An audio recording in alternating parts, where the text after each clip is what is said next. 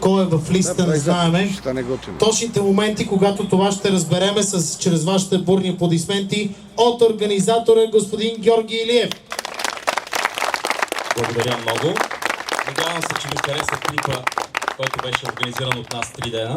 Основната цел беше най-вече да се запознаем помежду си, да си изкараме приятно и в крайна сметка наистина да видим колко горят автомобилите в реални условия. Вече сме готови с резултатите. Започваме с първа група, където са алтернативни горива. Започваме от трето място.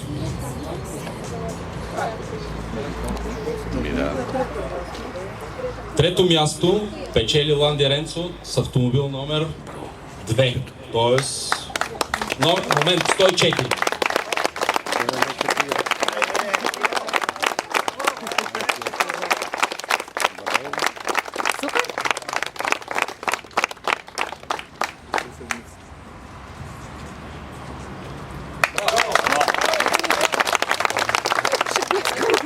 Колега, извинявай, заповядай, тук все пак трябва да има официално награждаване, се носи на стълбичка.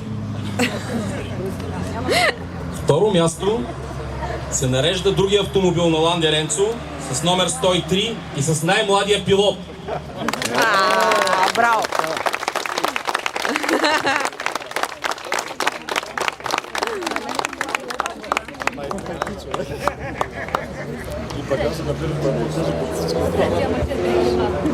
И идва ред на първото място. Не е БРЦ България. Първо място печели Volkswagen с автомобила си Кади с монтирана заводска система. Метан.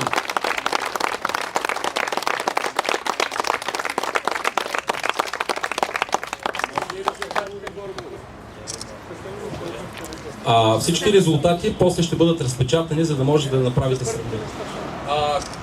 Като консумация на гориво ли? Добре, само секунда. Първо място, разход, само че калкулиран в литри, метан прави 20 литра метан, което е еквивалент на около 3,7 килограма метан на 100 км. Следва с 6,6 литра Ландия Ренцо с номер 103 и с 104 следва с 7,08 като разход на гориво. Нека да обявим и следващите след трето място. На четвърто място са Great Wall с разход 6,2. Но пак казвам, разходът е по-малък, но както ви обяснихме в началото, калкулацията се извършва на база на килограми на автомобила, тъй като Great Wall е по-лек от какъв беше на Ландия Ренцо? Пасата на Ландия Ренцо, за това всъщност класацията не е по абсолютен разход на гориво, а спрямо тон, т.е. килограми на автомобила. Следва Стоян Игнатов.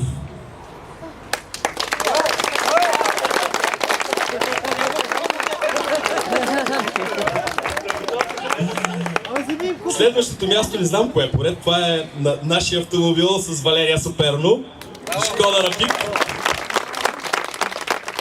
Плътно зад нас се нареждат нашия пилот, заедно с Лука. Успокояващото е, че ние постигнахме по-добър разход, отколкото 10-цилиндрови автомобил. Който е след нас. 10-цилиндровия автомобил, между другото, даде много добър разход, 13,5. За 10-цилиндрови автомобил много добър. На предпоследно място е Николай Каров с Сузуки Витара. И последен в класацията БРЦ Газ Сервис Бургас. Господин Илиев, ама те от БРЦ Бургас си тръгнаха малко на състезание. Не за екологично каране, а за тестване на гуми по завойки. Така. Минаваме към трета група автомобили, не конвертирани с никакви допълнителни горива, чист дизел или чист бензин. тук започваме с третото място. Васил Велчев. Volkswagen Golf. Аплодисменти за Васил Велчев, Volkswagen Golf. Не е от Перник момчето, но добре се справя.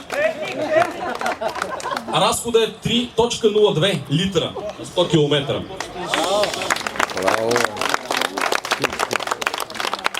На второ място са отбора на София Франс Ауто с номер 304. Да. С разход 3,4 литра на 100 км.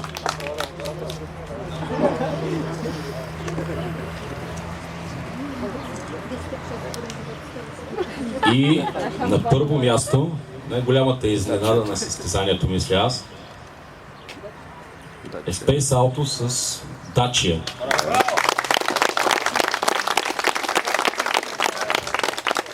С един невероятен разход, който не искам да го цитирам. Често да ви кажа, срам е да ви кажа цифрите. Чакай да ти кажа аз разхода как се равнява. Да един резервуар с пяна на масло. Един резервуар с пяна на масло. И разхода е? 1.71.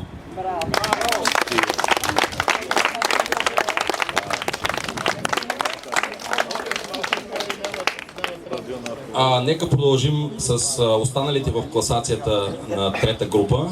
На четвърто място е екипа от жени Дима, Лидия и Деси с разход 3,75.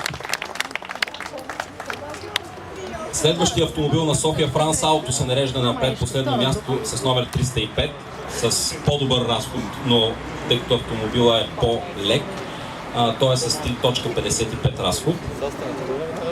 И на последно място е Митака сервис с 8,5 литра.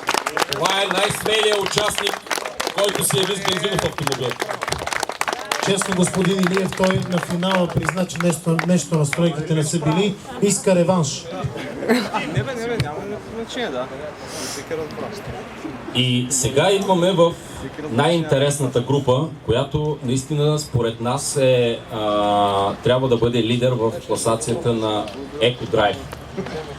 Защото това са автомобилите на бъдещето. Позволихме си да направим следното. Изкарахме електрическите автомобили от класацията на втора група, като причината е следната, тъй като в времеви параметри те са доста различни от всички останали автомобили, но за сметка на това са най-икономичните и най-екологични автомобили. Затова си позволихме да дадем две специални ексклузивни награди на двата автомобила Kia. Награда за най-екологичен и най-икономичен автомобил. Заповядайте да получите своите ексклузивни купи. Смятам, че така е най-справедливо, защото това са белите лястовици в екологията, с очакване по-нататък зареждането на батериите да става по-бързо и преходът с едно зареждане да бъде по-дълъг. Само за информация, разходът на електроенергия за целия пробег, тук условно на първо място трябва да поставим Yellow такси, тъй като човек е професионалист и знае как да кара икономично. 54 кВт часа консумация на електроенергия за 588 км. Това се равнява приблизително на около 6 литра бензин консумация 6 лева разход за целия пробег.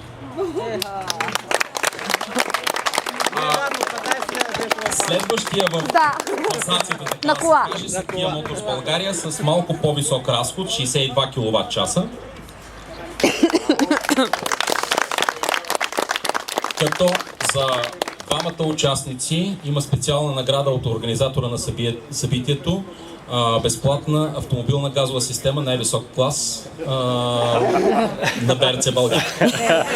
Това е покана, за да работим заедно. Така, и продължаваме с втора група, където на трето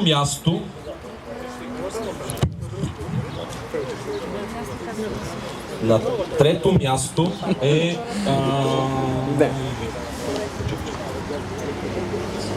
Васил Игнатов.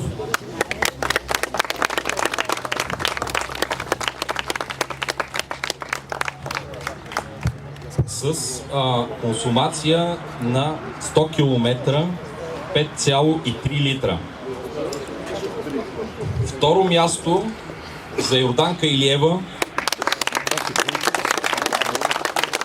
с разход 3,9 литра.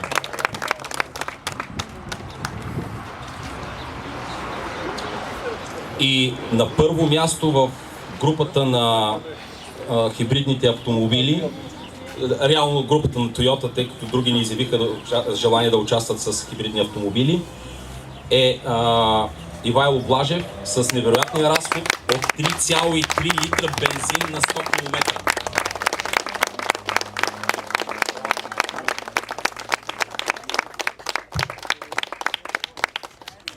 Както бяхме обявили още в началото на организиране на мероприятието,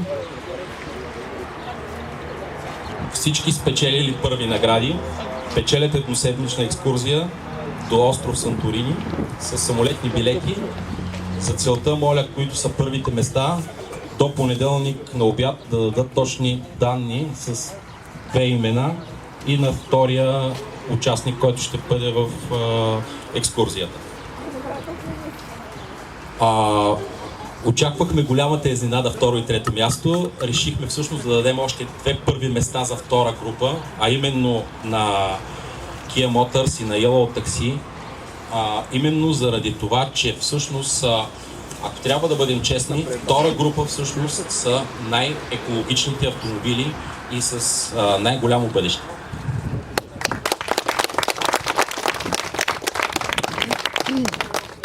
Господин Илиев, има и малко изненади за вас, и то с крайно специални. Нашите приятели от Италия, представителите на БРЦ, our special guest from Italy. Come here, please.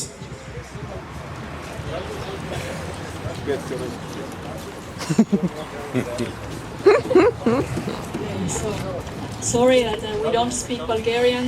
We came in three, but nobody speaks Bulgarian, so we'll try to explain our thankfulness in English. Hopefully everybody understands. We would like to express our full thankfulness to the organization, and especially to George Iliev, Evelina Ilieva, and the BRC Bulgaria, and with all its staff. And we would like to award BRC Bulgaria with an award that expresses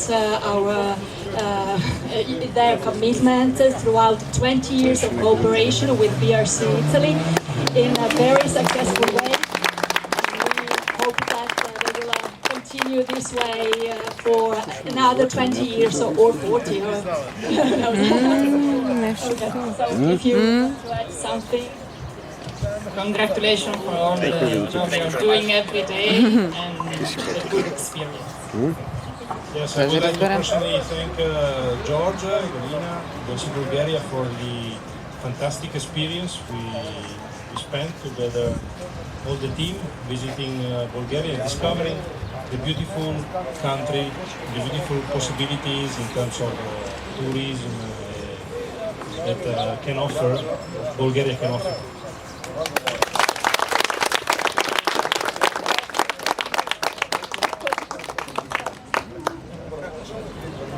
20 години съвместна работа не са малко, нека малко по-силни да бъдат аплодисментите за нашите приятели от БРЦ и специалните награди за представителите на БРЦ за България за перфектната организация Неко Драйв Раливо от страна на автомобилен спортен клуб БРЦ.